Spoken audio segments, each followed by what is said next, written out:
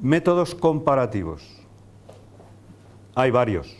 Los que más se usan en España, básicamente diríamos que hay 3 o 4. Todos los métodos comparativos parten de un supuesto, que es tomar algo que tiene la empresa y ese algo multiplicarlo por un coeficiente que se llama múltiplo. Y según el resultado de la operación, eso es lo que vale la empresa. Con lo cual, estos métodos obligan, primero, a tener muy claro qué es lo que hay que tomar como referencia dentro de la empresa. Y segundo, cuál tiene que ser el valor del múltiplo. Los dos más usuales en ciertos sectores en España, uno es el que se llama el método del múltiplo de las ventas. Lógicamente, lo que hay que tomar de la empresa está claro, es su volumen de ventas. ¿Vale? Ahí no hay ninguna duda. Eso sí, cuando hablo de múltiplo de las ventas, estoy hablando de importe de las ventas, es decir, de los ingresos que en la empresa procedan de su propia explotación. Y habría que quitar de ahí todos aquellos ingresos que tengan un carácter de excepcional, extraordinario, o que no procedan de la propia actividad de la empresa. Y luego hay que elegir un múltiplo. 2, 3, 4, 5, 1. Y elegido el múltiplo, se multiplica por las ventas y nos da el valor de la empresa. ¿Sencillo? Muchísimo. ¿Real? Tengo mis dudas. ¿Por qué? Porque, en mi opinión, hoy no podemos decir en España que los ingresos de ventas de una empresa den un beneficio determinado. Ya no existe esa relación tan clara que había hace muchos años o cuando la economía estaba en crecimiento. Y cuanto más estamos en crisis y van disminuyendo los márgenes, está claro que cuota de mercado, importe de ventas, más cuota de mercado, más importe de ventas, no supone necesariamente más beneficio. Incluso en circunstancias, y tenemos sectores que nos están dando ejemplos todos los días, metidos en guerras de precios brutales, desde las grandes distribuidoras, los hipermercados, y la última, el tabaco, que vuelve otra vez a la misma guerra que tuvo hace unos cuantos años, no quiere decir que una empresa, porque tenga más ventas, sea sinónimo de que va a tener más resultados. ¿Dónde se puede aplicar este método? Pues solo, en mi opinión, se puede aplicar en todo tipo de empresas en que haya una fuerte correlación entre los ingresos y los beneficios. Es decir, que sus costes variables o sus márgenes de contribución sean bastante estables. Farmacias. En general, curiosamente, este método se suele utilizar en España, o al menos yo lo he utilizado, en sectores que tienen una cierta exclusividad y que gracias a esa exclusividad tienen un potencial de ventas que el día que desaparezca la exclusividad no lo tendrán. Y tienen que ser empresas de un sector que se comporten en cuanto a los márgenes de manera muy similar, porque si yo tengo que tomar la referencia de a cuánto se ha vendido una farmacia y cuál ha sido el múltiplo, ha sido de 2, yo podré aplicar ese múltiplo si quiero valorar otra farmacia, si se va a vender o se va a comprar, pero siempre que las dos farmacias, repito, se correspondan de una manera muy similar en cuanto a las ventas y los beneficios. ¿Vale? A mí no me gusta el método, pero la ponencia es métodos de valoración. Y yo lo explico porque se utiliza. Yo también lo utilizo, aunque no me guste, como uno más para centrar el techo y el suelo. Lógicamente, este es uno de los métodos que no se acerca al suelo, sino que se acerca al techo. Eso también me parece que es evidente, ¿no? Ahí también hay problemas. ¿Y qué tomo de referencia como múltiplo? ¿Una transacción que ha habido? ¿Ha habido la transacción? ¿Ha sido una transacción normal? ¿Cómo me entero yo de cuál ha sido el múltiplo de la transacción? Es decir, que no es tan fácil de utilizar. Pero bueno, muchos analistas lo que hacen es no decir que el múltiplo es de 2, sino que entonces hacen una hipótesis. Teniendo en cuenta que en el sector se habla de un múltiplo entre 1 y 5 y 3, entonces se utiliza el de 1 y 5 y se utiliza también el de 3. Y así se engorda el informe, ¿vale? Y luego ya a la hora de negociar, que cada uno sea capaz de defender la parte que le corresponda. Si hay... Dime. ¿El múltiplo entonces se elige en función de la posición de la empresa respecto al resto de su competencia? Tiene que ser siempre alguna que sea de la competencia. Porque si no son del mismo sector, es muy difícil que los márgenes que he dicho de contribución, los costes variables, la generación de beneficio sean similares. Entonces, la comparación tiene que ser con otra empresa del sector. La competencia tendría uno y tú tendrías... La empresa tendría... La empresa competencia, su valor de explotación, y ese lo multiplicamos por uno. Y luego, por uno. ¿A uno a qué te refieres? ¿Al múltiplo? Sí. Sí, Claro, hay... porque si nosotros nos comparamos con algo, será que somos mejores en algo, por eso el múltiplo es mayor.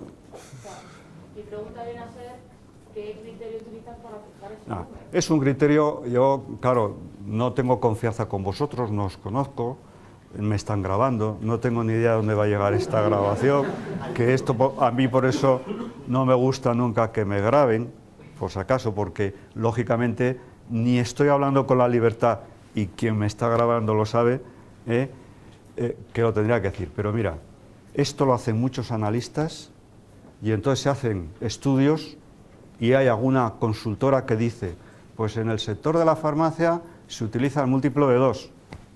No sé si me explico. No hay ningún analista del mundo que se salga de lo que dice el resto de los analistas. Nunca. Porque puede ser considerada una abeja negra, no sé si me explico. Entonces ahí lo que se hace es un seguimiento de lo que dice el resto del mercado. ¿De dónde sale que es 2? Vete a saber. Pero queda la idea de que es 2. Y entonces queda el analista como Dios. Me han dicho que se utiliza el múltiplo de 2 en este sector, pues venga, el múltiplo de 2. Luego, como no es el único método que se debe utilizar, sino que están los demás, si luego tú consideras que la empresa tuya tiene unas ventajas competitivas que la otra no tiene, no sé si me explico, puedes negociar por dos lados. O metiendo otro método, o presionando al otro, que en vez de 2, admita que sea 3 o 2,5. Por eso lo normal que se hace en cada sector es un mínimo y un máximo. Y la negociación está ahí. Pero la negociación está ahí solo si se utiliza ese método, que yo no lo recomiendo. No me gusta nada, pero bueno, es uno que hay, ¿vale? Sí hay otro método que en mi opinión tiene más, tiene más enjundia, por decirlo de alguna manera, que es el múltiplo de los beneficios. Es decir, el sistema, la metodología es la misma. Tomar como referencia de la empresa otro valor. Y ese valor, otra referencia, otro parámetro, como queráis decir, son los beneficios. Y luego mirar qué múltiplo también se aplica en el sector. Pero ya no haciendo referencia a las ventas, sino haciendo la referencia a algo que a mí me parece que está mucho más cercano al auténtico valor de una empresa, que son sus beneficios. Y aquí hay tres alternativas a la hora de tomar los beneficios. Yo os voy poniendo las que hay, ¿vale? Y luego, si queréis al final, y no da tiempo, abrimos un coloquio. El que dará lugar a peor valoración es el que tome el beneficio neto, lógicamente.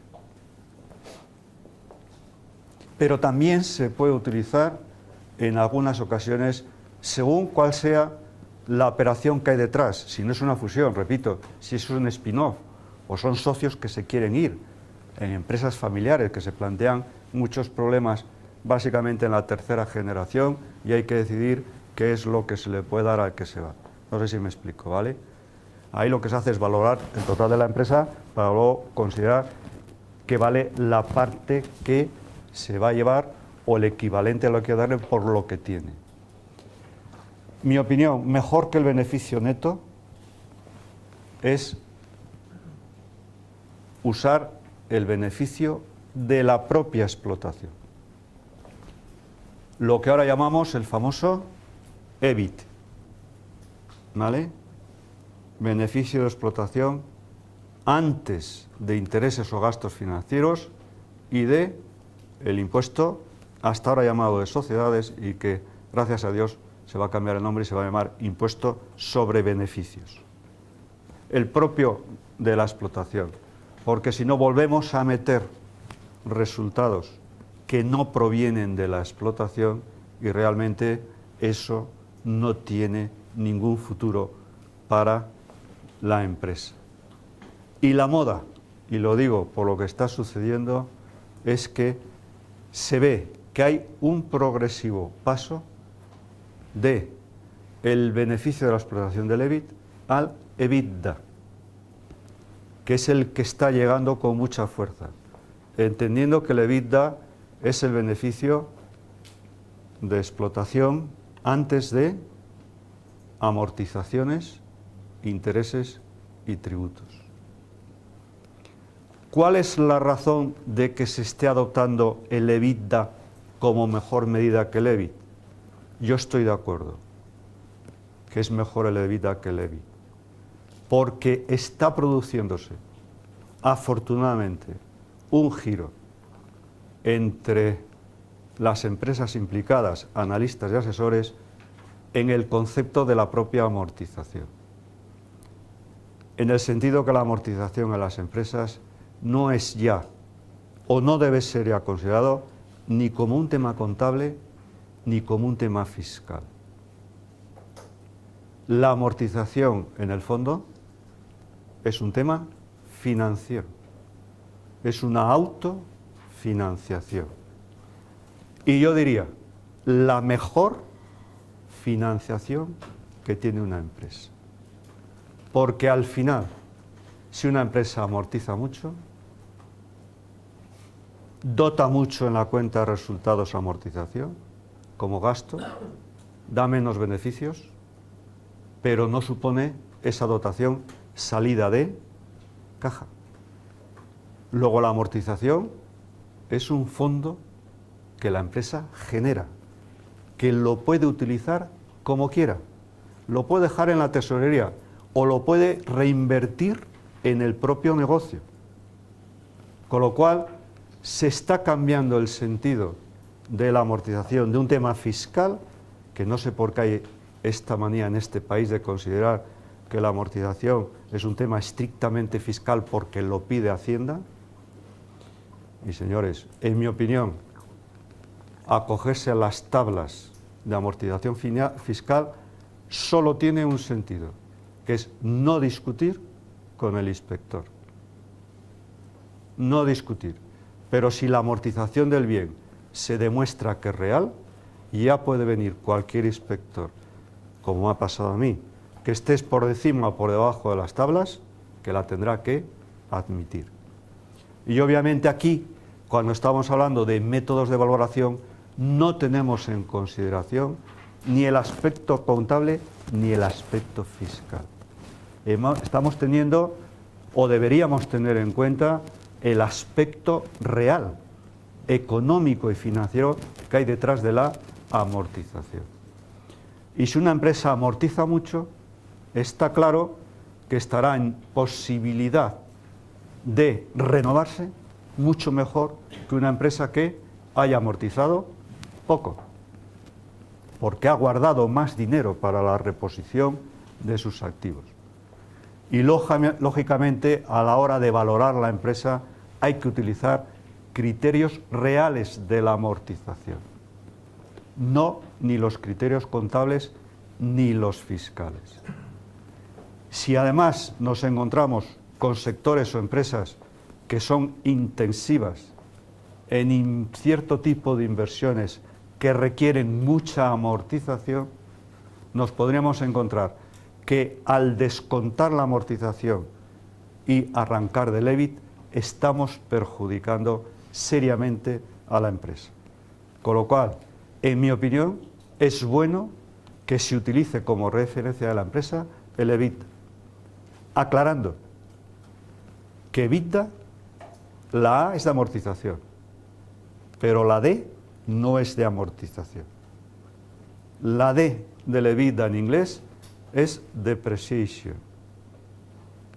que no es lo mismo que lo que nosotros entendemos por depreciación de uso, es decir, la amortización. La D de EBITDA la debemos traducir en castellano por deterioro. Con lo cual, en el EBITDA también hay que considerar o no las partidas o los activos que en la empresa puedan experimentar o no, o revalorización, o lo que pueda ser más peligroso, deterioro.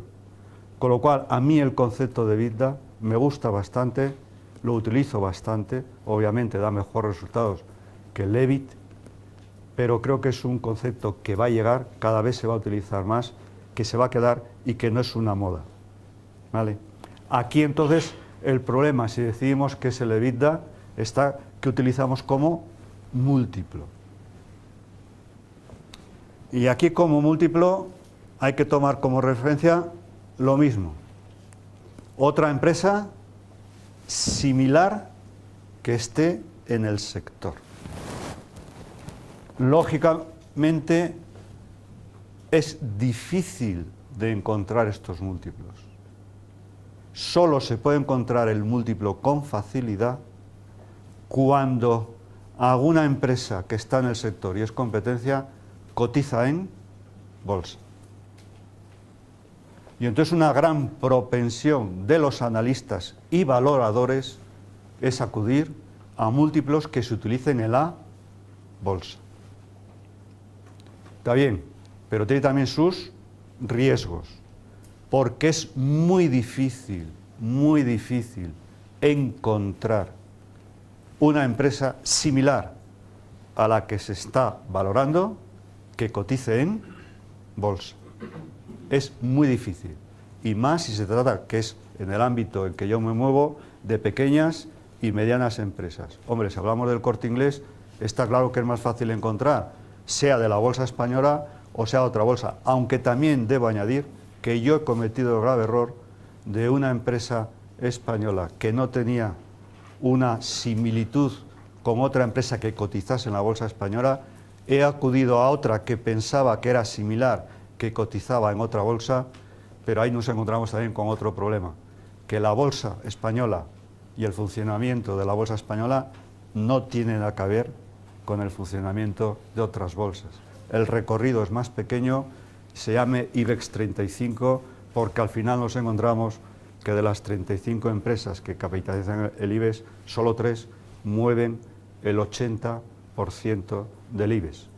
Con lo cual no es comparable del todo el movimiento de la bolsa española al de otras bolsas donde la oferta y la demanda es más amplia y juega con más facilidad. Pero una vez que encuentro esa empresa que cotiza en bolsa, ¿cómo saco ese múltiplo? O sea, ¿o es una venta que ha habido previa y se ha utilizado tal múltiplo? O tienes que acudir, que ahí está el negocio, y no por mí, los que me conocéis, ahí tienes que acudir entonces a una consultora. A una boutique. Dime. A la boutique, esos informes los generan las boutiques. Claro, con lo cual estas consultoras, uno de los negocios que tienen es tener los múltiplos y explicarte por qué debes utilizar uno. Con lo cual están generando parte del negocio. No preguntes cómo han llegado a él. No, o sea, en la empresa en la que trabajo se han utilizado el multiplicador de EBITDA, o sea, y había un múltiplo. O sea, y mi pregunta fue, ¿por qué? Ese que se usa en el sector, ¿pero por qué? O sea, Lo que estoy diciendo yo. ¿Por qué? Porque lo utilizan todos los demás. Punto. Mal de muchos, en mi tierra dicen que es epidemia, pero, ya lo he dicho antes, nadie se va a salir del carril, porque luego le pueden arrear, no sé si me explico, ¿no? Y hay un consenso. Yo os puedo decir, por ejemplo, en el sector de la gran distribución, en la época de crecimiento, hace unos años, cuando todavía no llegado la crisis, se tenía la idea en que en ese sector había que utilizar múltiplos de EBITDA que estaban situados entre el 6 y el 8, incluso que se podía llegar al 10. Es decir, tampoco te decían que era el 6, sino te decían entre el 6 y el 8 o el 10. Oye, pues muy bien, haces el informe y a negociar. Estamos en lo de siempre. Es decir, que al final, lo que os estoy llevando al ánimo, y termino esta tarde, es que al final en un informe de valoración puedes plantearte 18 valoraciones.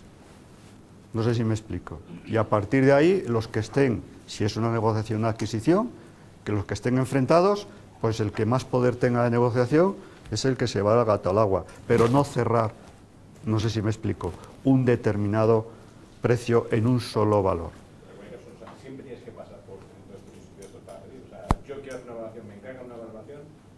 Normalmente tienes que pasar. Tengo que llegar al sitio, a algún sitio y decir, ¿y el de este sector cuál es? ¿Me voy a un Deloitte o a un quien sea? O me llamas a mí y yo te lo doy gratis. Vale, ya está. Que yo no estoy aquí para hacer negocio, no sé si me explico, ¿vale? Hay un consenso. Luego también se suelen publicar, es decir, por ejemplo, operaciones de Eroski, compra de Capravo, no sé si me explico, han salido en la prensa y si tú estás un poco al tanto, sí que hay fuentes de información que al final puedes llegar a conocer cuál es el múltiplo que se está utilizando, ¿eh? Porque obviamente no todo lo pueden tener las consultoras, sino que llega al mercado. Eso sí, tienes que estar permanentemente pendiente de conocer. Pues ahora que hoy viene en el periódico 2 o 3 operaciones que se van a plantear en España de salida a bolsa y demás, pues está claro que en cuanto cojas una revista especializada o el folleto te vas a encontrar con que te van a hablar de cuáles son los múltiplos que se utilizan. O sea, hay acceso, ¿no?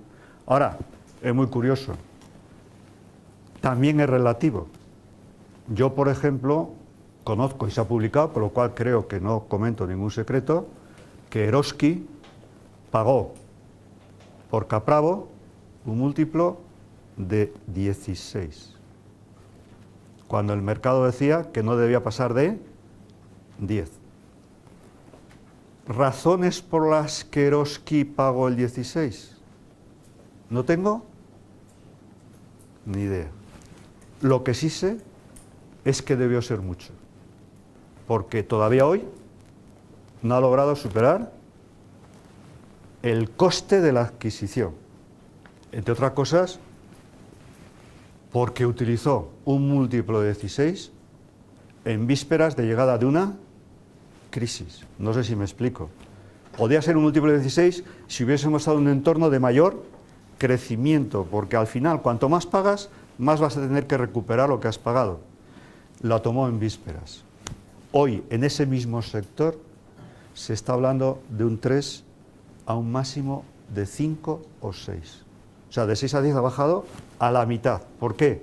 Pues porque, lógicamente, hoy la distribución, como está, no está para tirar muchos cohetes, ¿no?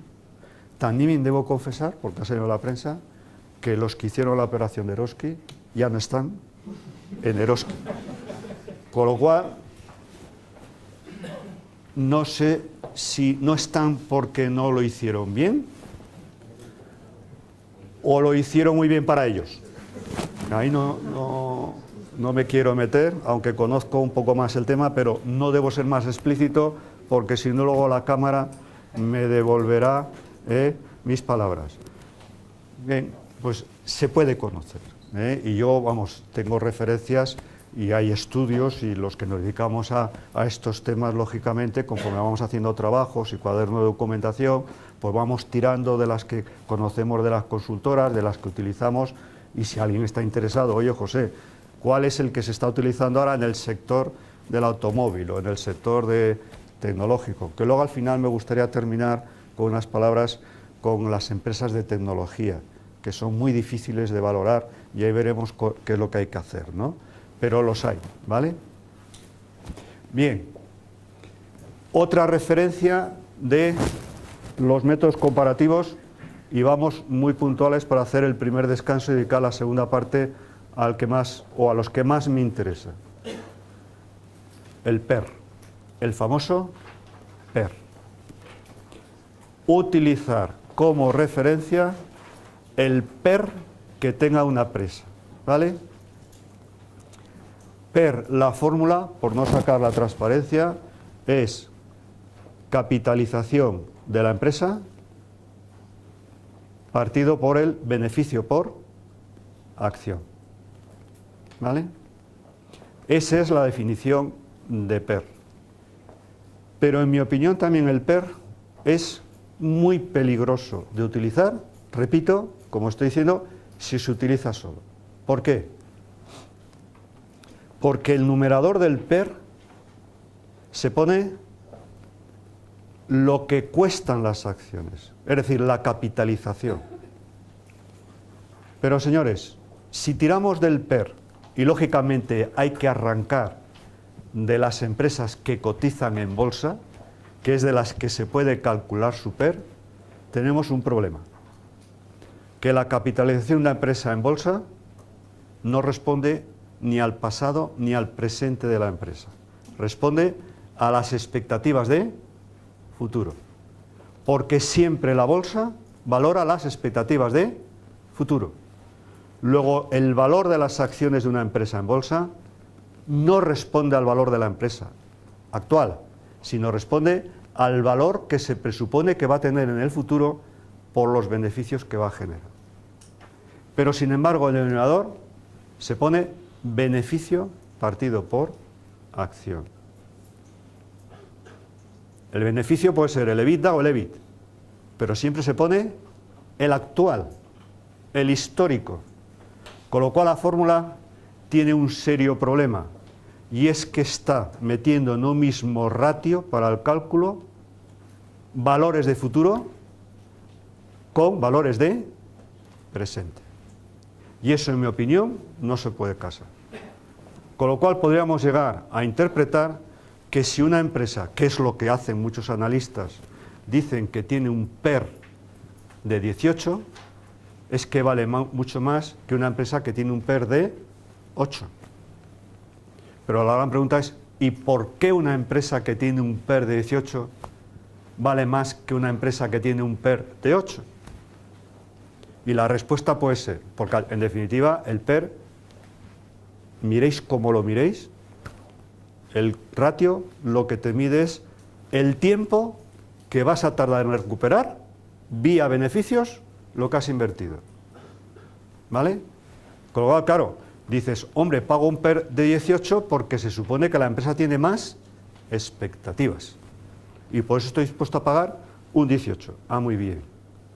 Pero me puedo encontrar con empresas, como ha pasado a mí, que no han sido bien vistas por el mercado y que no tenían expectativas. No sé si me explico. Pero su potencial, bien gestionadas, de generar beneficios, era muy superior de la que estaban más capitalizadas. Con lo cual hay que tomar el ratio con muchísima precaución. Y vuelvo a decir, como una referencia. Porque, repito, tampoco la bolsa dice o representa cuál es el auténtico valor de la empresa. Representa cuál es el valor en un momento de la acción, pero no de la empresa. Y señores, ¿qué os voy a decir? Dos ejemplos, uno histórico, y es que no hubiese tenido ninguna explicación lo que pasó con Endesa cuando fue comprada por Enel. No sé si me explico. Y la defensa que hizo su presidente Numantina consiguió que prácticamente el valor de la acción pasase al doble. Si el PER hubiese sido bueno, no tendría ningún sentido que estuviese sucedido. Con lo cual, es otra referencia más. Es muy bonita, es fácil de conseguir. Se incluye en el informe y queda, como dicen en mi tierra, como Dios. Pero no acudir solo al PER. Y el otro ejemplo que a mí me tiene totalmente alucinado, y a mi edad me está rompiendo todos los esquemas de valorador, es lo que está pasando con una empresa que está ahora cotizando en bolsa de Internet, que es Facebook, que se está hablando de un PER de más de 35 y 40. Con lo cual quiere decir que el precio que el mercado está dando a Facebook, quien invierta en Facebook, teóricamente no recuperará lo invertido hasta pasados 40 años. Incluso en algunas noticias que han aparecido, la valoración se está hablando de un PER que llega a la recuperación del valor en 100 años.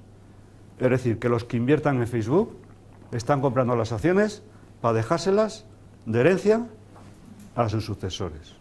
Me parece una auténtica barbaridad. Y como ya hay otra empresa parecida a Facebook que está haciendo lo mismo, a mí me huele lo que está pasando a que estamos en vísperas, si no estamos ya, en una nueva burbuja de Internet, lo cual es peligroso.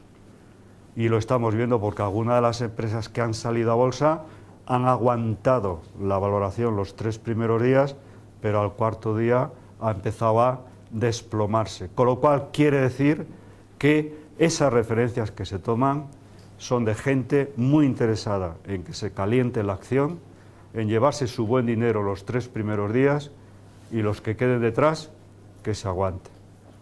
Hemos tenido operaciones de estas en España, ¿eh? Y como ya acaban de quitar la grabación porque vamos a descansar, Terra fue un claro síntoma de lo que estoy diciendo. Y yo, que estuve cerca de la valoración de Terra y de cómo se produjo el tema, yo me escandalicé. Entré en una depresión y durante un tiempo no quise hacer valoraciones porque no entendía lo que estaba pasando. Al final sí descubrí, porque soy navarro y bruto, pero no tonto, que en definitiva era una operación de ingeniería financiera que montó el que estaba presidente de Telefónica, sabiendo que Terra no tenía ningún futuro. Con lo cual, ojo con el PER, porque tampoco es una referencia exacta. Y lo digo porque es que en todos los manuales que se precien y en todos los textos que se precien, con hablar del PER ya parece que esto está hecho. Luego hay otro problema, antes de que me hagáis la pregunta. ¿Y si la empresa que cotiza en bolsa, cómo se hace la valoración del PER? Pues señores, 2 aspectos. Uno, tomar el PER, lo mismo de una empresa similar que cotice en bolsa. Y si la encuentras, que tampoco es fácil, a eso le tienes que sumar un 25% más de coste.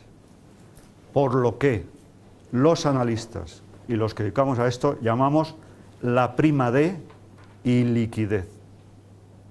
Porque al menos una empresa que cotiza en bolsa, al valorar la acción, tiene la ventaja de que si algún día la quieres vender, con más o menos dificultad, la podrás vender.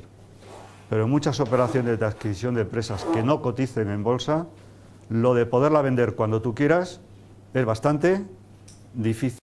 Tienes que contar. Y hay un consenso también entre los, diríamos, entre comillas, especialistas, que esa prima de liquidez puede estar entre el 15 y el 40%. En estos momentos se está hablando de un 25%, ¿vale? Con lo cual yo diría también, para finalizar esta primera parte, que el PER es un método de valoración muy conocido, muy usado, pero terriblemente peligroso, porque tampoco, en mi opinión, da lugar a una auténtica valoración de las empresas. Otra cosa sería que los analistas se pusieran de acuerdo en introducir PER que tengan en el numerador y en el denominador valores referidos al mismo tiempo. Es decir, si en el numerador ponen expectativas de futuro, que en el denominador empezasen a incluir expectativas de beneficios futuros. Lo cual plantea ahí otro problema, y es cómo calculas la expectativa de beneficios, sea el EBITDA o sea el EBIT, pero se puede hacer. Y curiosamente, el método de valorar las expectativas de beneficios futuros es el método que me gustaría profundizar con vosotros en la segunda parte, que es el de los descuentos de flujos futuros. ¿De acuerdo? Pues venga, señores, 10 minutos de descanso para que quiera fumar, que fume.